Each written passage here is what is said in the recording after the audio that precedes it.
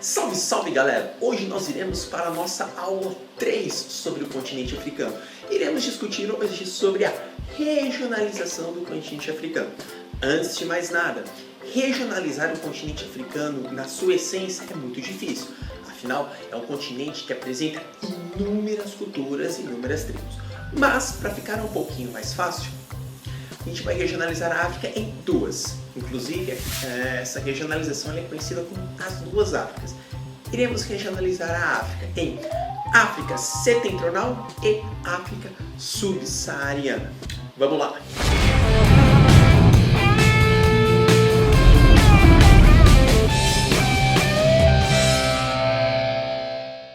Como já comentado, quando eu falo regionalizar a África é muito difícil.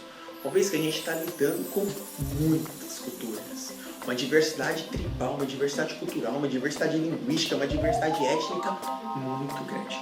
Mas, para facilitar o estudo do continente africano, a gente costuma unir alguns países em determinadas regiões. E é onde a gente chega nas duas Áfricas, sendo elas a África Subsaariana, que é a África, toda a África são todos os países que estão logo abaixo do deserto do Saara, e a África Branca, ou África Setentrional, que está ao norte do deserto do Saara. Eu sei que você deve estar pensando, como assim? Pegar, regionalizar um monte de países no mesmo espaço? Isso é muito injusto. Reconheço e sei da injustiça, mas para efeitos didáticos e de aprendizagem, a regionalização utilizada e a mais conhecida é essa: a África Setentrional e a África Subsaariana, ok?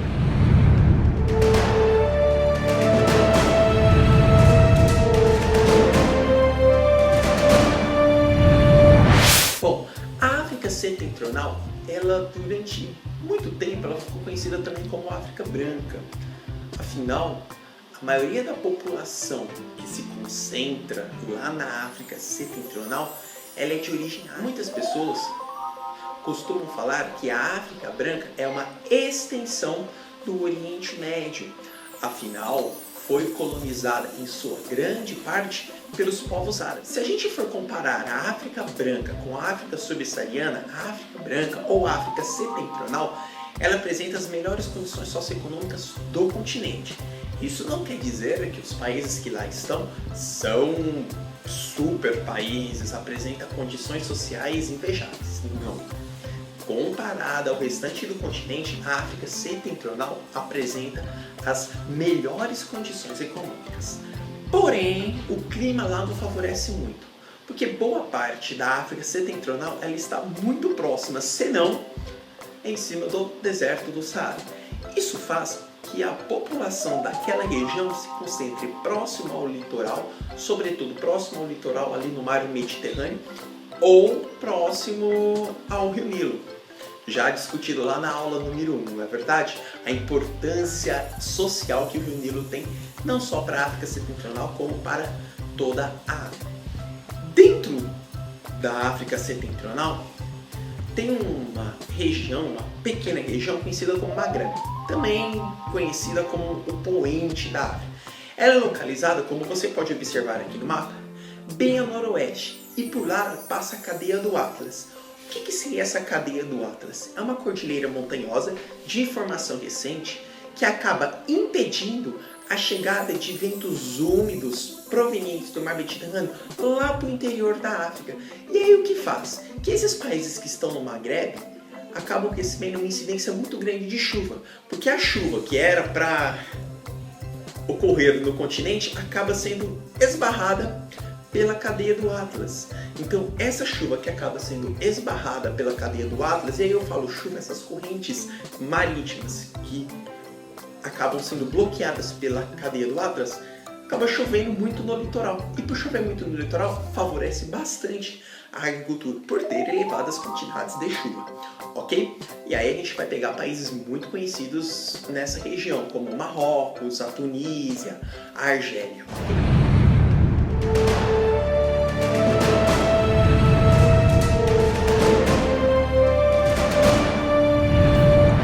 Falar de África Subsaariana é falar da região mais pobre do planeta. Eu até tentei, na hora da elaboração do roteiro dessa aula, colocar coisas muito boas acerca da África subsaariana, mas é bastante difícil, até porque a África subsaariana é a região da África que sofre até hoje com as imposições coloniais lá do período do colonialismo europeu. A África subsaariana, só para vocês lembrarem, é toda aquela África que está abaixo do deserto do Saara. Durante anos, pejorativamente colocado pelos europeus, essa África subsaariana ela ficou conhecida como África Negra. E eles não consideraram a palavra negra como um valor étnico, um valor racial, como deve ser considerado. Consideraram o negro como uma possível mão de obra escrava. Eles não consideraram a África Negra pelo seu valor cultural. Eles consideravam essa palavra África Negra, esse nome pejorativo, preconceituoso África Negra, pelo seu valor econômico. Além de tudo isso, a África subsaariana, dentro da África subsaariana você tem uma faixa que é o Sahel. Na nossa primeira aula nós já discutimos isso, que também sofre muito com o processo da desertificação, ok? Se você tem dúvida acerca da desertificação, na aula 1 eu explico isso certinho, tudo bem? Quando a gente fala em África, uma coisa muito importante acaba tocando todo mundo. Quando a gente fala em África subsaariana, sobretudo, é a respeito do HIV. A ONU hoje, ela cria uma estimativa que a África subsaariana ela tem aproximadamente cerca de 20 milhões de pessoas infectadas com o vírus do HIV. E aí se você pega 20 milhões de pessoas infectadas pelo vírus do HIV, naturalmente você vai deixar uma grande legião de órfãos. E você deixando uma grande legião de órfãos, você tenta somar isso para o desenvolvimento econômico da África subsaariana. Você tenta somar isso para o desenvolvimento social, para o desenvolvimento econômico, para o desenvolvimento do mundo globalizado. Fica muito difícil. Sem dizer que também, segundo a ONU, você tem hoje no continente 300 milhões de pessoas abaixo da linha da pobreza. Só para você ter ideia, uma pessoa ela vive abaixo da linha da pobreza quando ela vive com menos de $1 por dia. Se a gente fizer uma conta bem rápida, eu não estou falando de R$100 por mês. Isso é uma média, pessoas que vivem sem nada. Então é um grande probleminha da África subsaariana. Okay? Um dos fatores que acabam esbarrando o desenvolvimento econômico da África subsaariana são as dívidas externas que boa parte dos países lá possuem.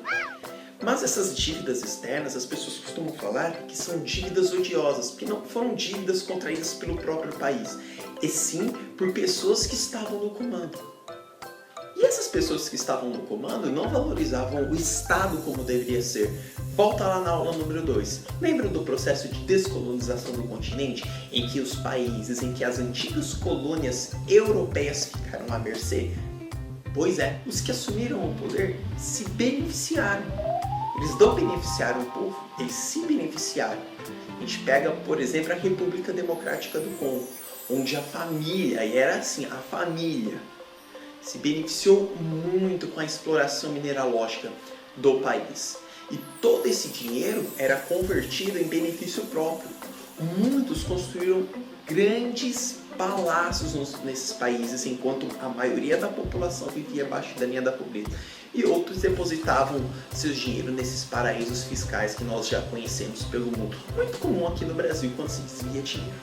Mas não é só de desgraça que a África subsaariana vive. Nos últimos anos, o desenvolvimento econômico da África subsaariana, se comparado aos outros anos, começou a aumentar, começou a se elevar. Sobretudo com o investimento de empresas multinacionais. Embora empresas multinacionais elas não vão para o local pensando no desenvolvimento da população, elas vão para o local pensando no desenvolvimento do seu umbigo, elas vão para o local pensando no lucro. Mas para o continente africano qualquer ajuda é bem-vinda. Vamos pensar numa situação. Tem um país que vem investindo muito na África, a China. Ela não investe só na África, na verdade ela está investindo no mundo. O que os países da África subsaariana então começaram a fazer? Controlar os seus gastos públicos. Aquelas pessoas que se beneficiavam começaram a sair do poder e os novos governos começaram a organizar as dívidas públicas. Com essa organização das dívidas públicas, somada à entrada no mercado internacional, sobretudo com os minérios e o petróleo, grande recurso natural da África, alguns países começaram a refinanciar a sua dívida externa. E eu falo refinanciar a dívida externa porque para muitos a dívida externa é um dos principais hoje causadores desse atraso econômico no continente. É fácil, é só você pensar assim.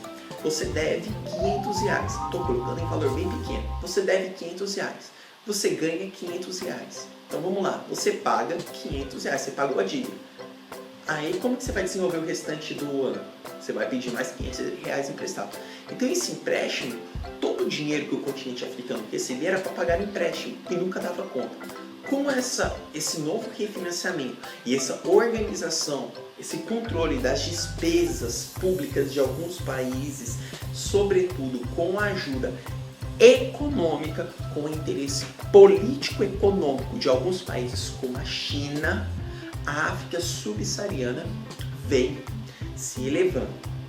Só para você ter ideia, eu vou colocar uma imagem bem legal e a gente vai discutir ela. Olha só, se vocês analisarem aí, olha que legal. A imagem é muito sugestiva. A economia da maioria dos países africanos abaixo do Saara cresce em ritmo superior à média mundial, mas em muitos deles a instabilidade política, os conflitos armados, a economia fechada e os governos corruptos mantêm a maior parte da população na pobreza. A gente está falando de uma média econômica de crescimento, aí lá na legenda, de 3,5%. Isso é muito grande, isso é um desenvolvimento econômico muito bom. Porém, como os países da África eram antigas colônias e querendo ou não, eles ainda estão passando por um processo de criação de novos estados. E a gente tem até o caso mais recente no Sudão, que surgiu mais um país, Sudão e Sudão do Sul. Eles ainda continuam sendo os países mais pobres do planeta, mas isso não quer dizer que as economias deles se estagnaram. Mas também a gente tem que dar um destaque que mesmo com essa imagem muito bonita, a África ela continua na mão de outros países. Na verdade, ela começou a mudar de dono. Agora ela deixou de ser da Europa e começou a ser da China. É isso aí.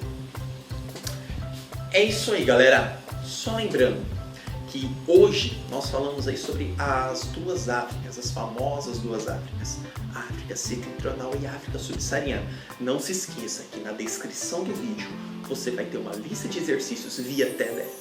E na outra descrição você vai ter um link que vai te direcionar para uma apresentação. E aí na apresentação você vai ter uma fundamentação mais completa. Eu até sugiro que ao assistir às aulas, você faça o download da apresentação e assista às aulas junto com a apresentação, que eu acredito que você acaba relacionando mais. E para você que é meu aluno, os exercícios eu irei corrigi-los na sala. Beleza? Até a próxima com a aula 4. Fui!